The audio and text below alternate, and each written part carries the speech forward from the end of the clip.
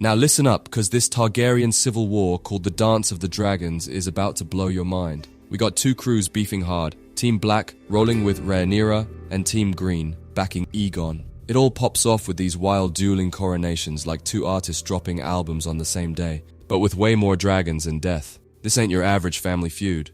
We're talking all-out war that's gonna shake Westeros to its core. Now let's talk about Daemon Targaryen, the OG troublemaker. This dude's out here capturing Harrenhal like it's nothing, setting up shop for some serious payback. See, Daemon's nephew Luke got murked, and he ain't letting that slide. So what does he do? He hires these two savage assassins, Blood and Cheese. These guys sneak into the Red Keep, yeah, the whole damn castle, and pull off some seriously messed up stuff. They force Queen Helaena to choose which of her kids dies, then kill the one she didn't pick. That's some cold-blooded revenge right there, and it sets the tone for how brutal this war's gonna get. After that nightmare with Blood and Cheese, the royal family's falling apart faster than a boy band with creative differences. Queen Helena's lost in the sauce, drowning in depression and going mad. Meanwhile, King Aegon's hitting the bottle hard, raging 24/7 like he's at an endless frat party. The green team's in shambles, y'all. Otto Hightower, Aegon's granddaddy, is out here sending ravens like spam emails, begging houses to join their squad. But when that flops, Aegon kicks him to the curb and brings in Sir Criston Cole as his new hand.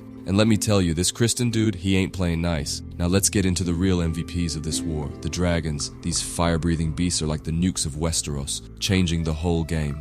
The black team pulls a smart move, recruiting some new dragon riders. Hugh Hammer, Ulf the White, Nettles, and Adam of Hull. It's like they went on a drafting spree, picking up free agents to boost their squad. With these new riders in the mix, the power balance shifts faster than trends on TikTok. Suddenly, Team Black's looking stacked, and the Greens are sweating. Dragons in this war are like having a cheat code. They can turn the tide of battle quicker than you can say Dracarys. Alright, now we're getting to the good stuff.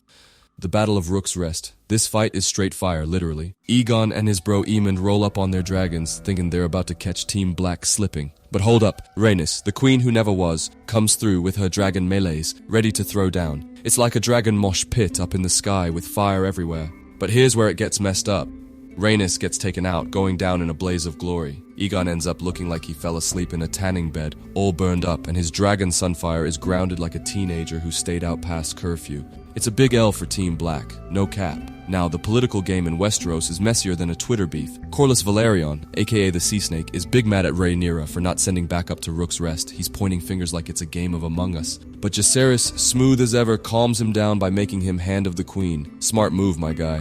Then Jacaerys comes up with this wild plan to get more dragon riders, offering knighthood to anyone who can tame a dragon. It's like a medieval version of America's Got Talent, but with more chance of getting barbecued. But plot twist, some of these new riders, Hugh Hammer and Ulf the White, end up switching sides faster than people change their profile pics. The betrayal is real, y'all. Yo, the fall of King's Landing is like the season finale of your favorite show.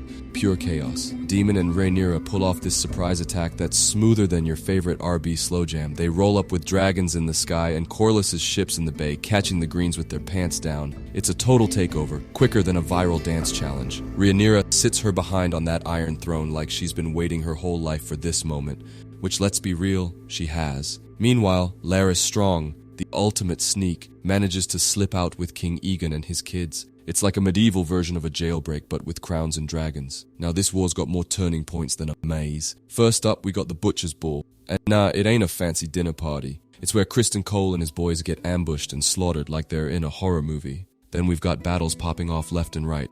The Battle of Honeywine, where Prince Daeron comes through clutch for the Greens, and the battle at the Red Fork, where Jason Lannister catches a permanent L. It's like the whole realm decided to throw hands at once. These fights are changing the game faster than a new iPhone drops, with both sides taking big hits and major Ws. Alright, now we're getting to the part that hurts, fam. Rhaenyra's story starts going downhill faster than your phone battery at 1%. She's forced to bounce from King's Landing, heading to Dragonstone thinking it's safe. But surprise, surprise, it's a trap. Aegon is there waiting for her like the final boss in a video game. It goes from bad to worse real quick. Rhaenyra gets captured, and what happens next is so messed up it's hard to even say. They feed her to Aegon's dragon, Sunfire. Yeah, you heard that right. It's like the most twisted family barbecue ever. Meanwhile, her son Aegon the Younger gets snatched up as a hostage. It's a dark day for Team Black, no doubt. So, Aegon thinks he's won the game, right? He's back in King's Landing, sitting on that Iron Throne like he owns the place. But Karma's got other plans, my friends. His own council decides they've had enough of his nonsense and serve him up some poisoned tea. It's like the worst episode of Undercover Boss ever.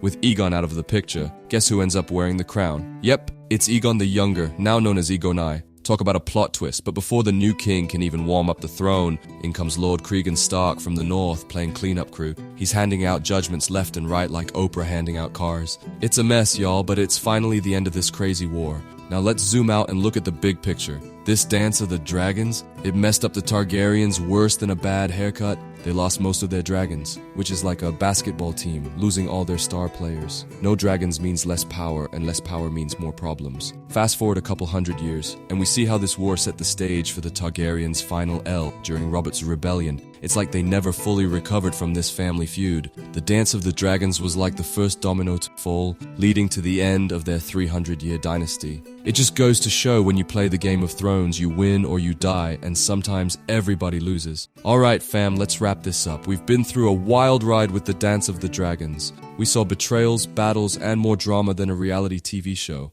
But for real, this war shows us some deep stuff about power, ambition, and what happens when families can't keep it together. It's like a medieval version of Succession, but with way more fire. As we look forward to future seasons of House of the Dragon, you know they're gonna bring this chaos to life. We might see epic dragon battles, heart-wrenching betrayals, and probably some scenes that'll have us all shook. But remember, at its core, this is a story about how the hunger for power can destroy everything, even the most powerful family in the realm. It's a lesson that hits different whether you're in Westeros or just trying to navigate life. Stay woke, my friends, and remember, family drama's all fun and games until someone brings out the dragons.